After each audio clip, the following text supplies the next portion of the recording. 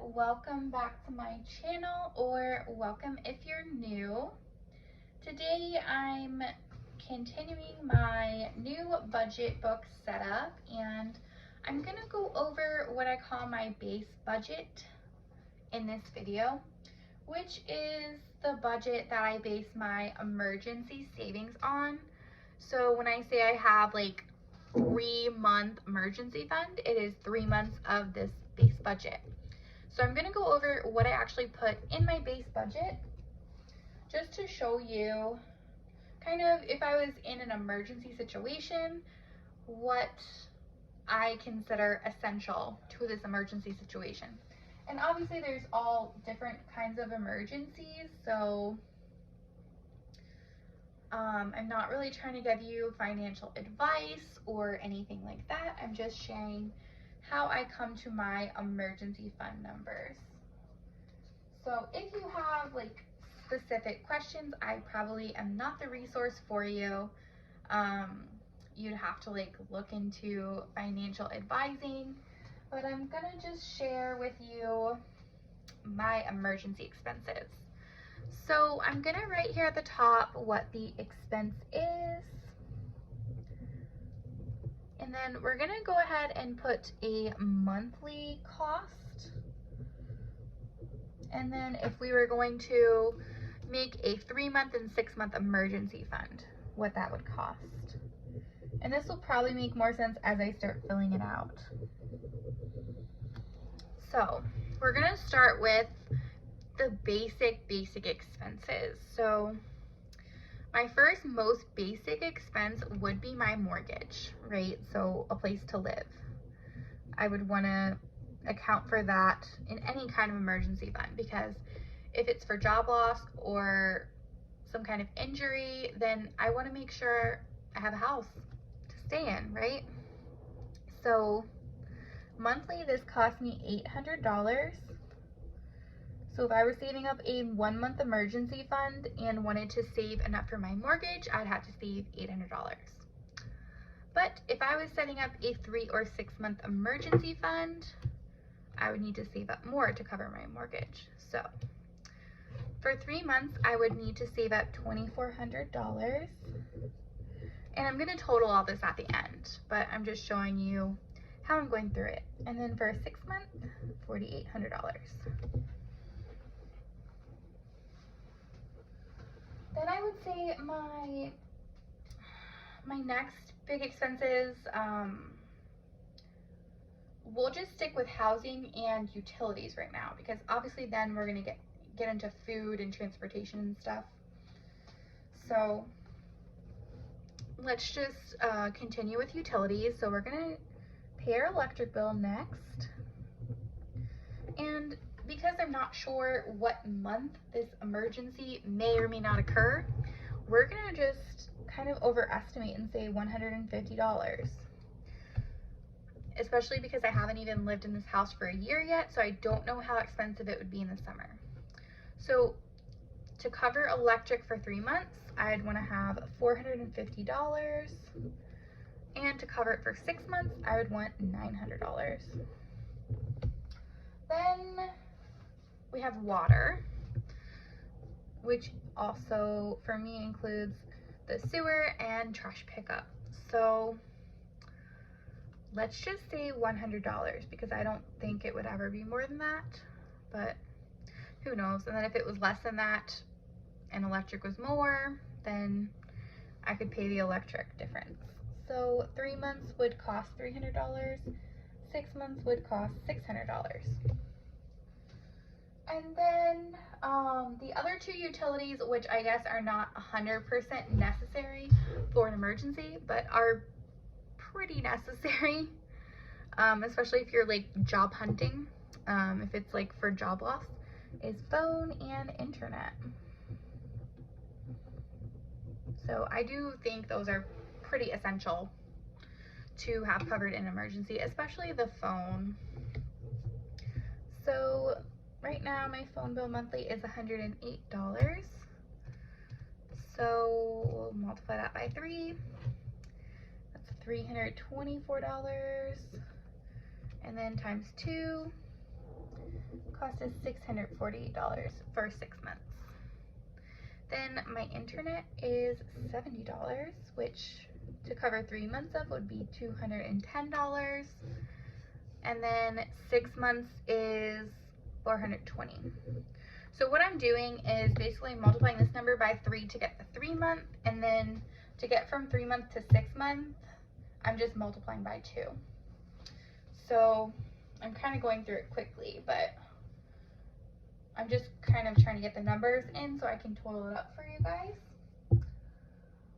So that is our basic housing and utilities.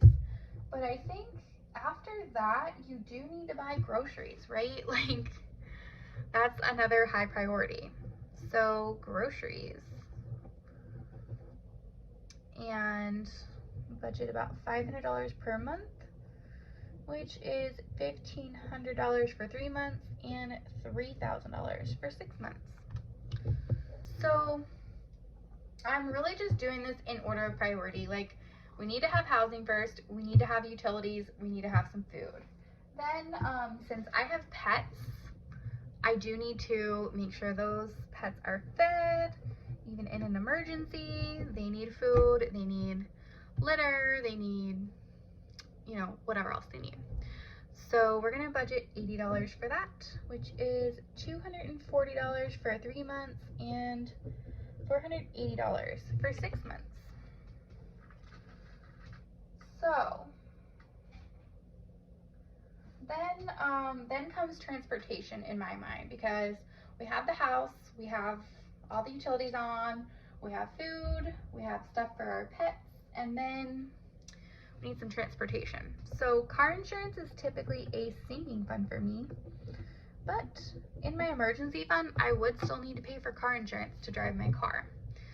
So I'm budgeting $100 for that, which would be $300 for 3 months and $600 for 6 months. Because I may, in this theoretical emergency, I may have just paid my car insurance for the 6 months, who knows? Or I may be coming due on having to pay it. So that's still part of an emergency budget. And then we have gas, which for this case, I'm gonna increase the budget to 50, or I'm not gonna increase it to 50, I usually do 50, never mind. So we'll do $50. That's like 2.5 fill-ups for me. So that should theoretically last a month, unless I'm, you know, going somewhere crazy. But if I was in an emergency, I probably wouldn't be. So that's $150 for 3 months and $300 for 6 months. Then I do have typically a sinking fund for household items like paper towels, toilet paper, cleaning supplies, stuff like that. So in an emergency, I would still want to have toilet paper. So we're gonna budget $80 for that, $240 for 3 months and $480 for 6 months. So hopefully you're kind of seeing the method to my listing of everything.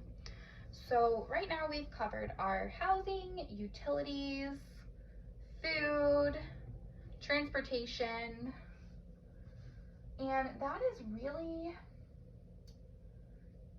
for the most part, that is like what you would need to live and survive, right? But if you're someone like me who has debt, you may want to put that in your emergency budget as well, because depending on what kind of debt you have, you may not be able to just stop paying it. So I do have federal student loans, and I'm pretty certain that if a major like job loss or something happened, I would probably be able to defer those. But as far as my credit cards and private student loans, they may not be as willing to, you know, defer my loans or my payments. So because I do still have debt, I'm going to put that in my emergency budget. So we're gonna put debt, and And just right now, if an emergency happened, I would have to pay about $400 a month in debt payments. So I'm putting that amount in.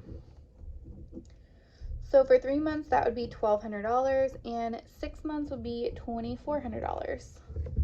So that is, it's costing me quite a bit to have debt in my emergency fund. But if something happened, I would still want to make minimum payments if I could. But as you see, it's pretty far down the line. So let's see what else we have.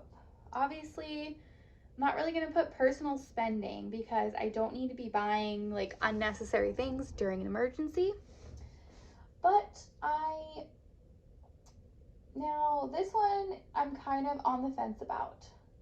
But my subscriptions, so like Netflix and my Ink service and Spotify, are those really necessary? No, but depending on what kind of an emergency, you know, I may have the budget to put these in. So I'm going to just put them in here because unless it was just like the worst emergency ever, I personally would probably still pay for my Spotify and my Netflix. Because $65 a month for all my subscriptions. Compared to everything else, it's a pretty small amount, and I think I would still want those in my budget. Obviously, if you have like a catastrophic emergency, then like those are not, they're not priority. But for the sake of my budget, I'm putting them in. So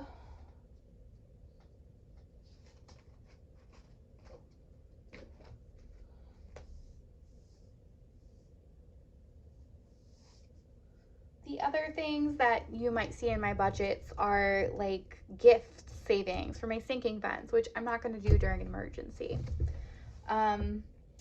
I'm not necessarily going to save up for repairs during an emergency because that itself might be the emergency. Who knows? And yeah, I'm not going to be putting money towards clothing or traveling or my Amazon Prime renewal or anything like that because we're in an emergency, theoretically. So I'm going to put a totals here at the bottom just because who knows, this budget may change. I might add things, I might remove things. So I'm just putting a total here at the bottom, and I'll just continue these lines, and then we're going to add everything up. And I did think that my expenses, like my bare bones expenses, would be about $2,500. So let's see how close I was, because I actually haven't added this up yet. So hopefully I'm not too far off, but I was estimating about $2,500. So let's add everything up.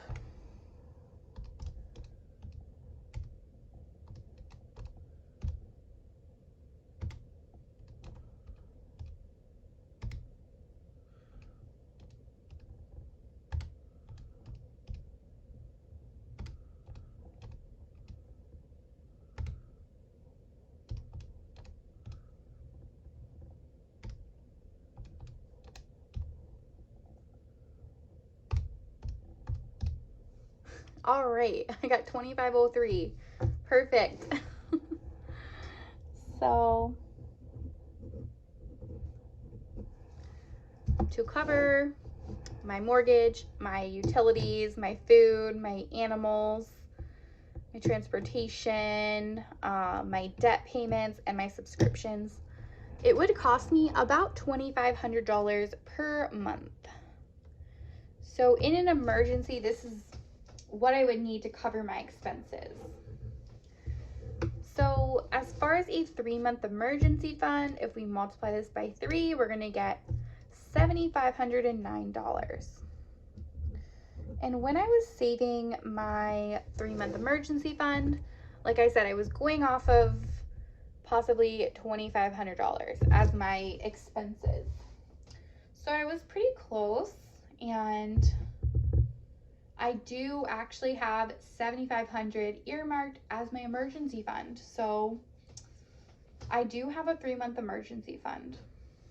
If I wanted to increase this to 6 months, or no, 75, oh no, 7509 times 2 would be $15,018.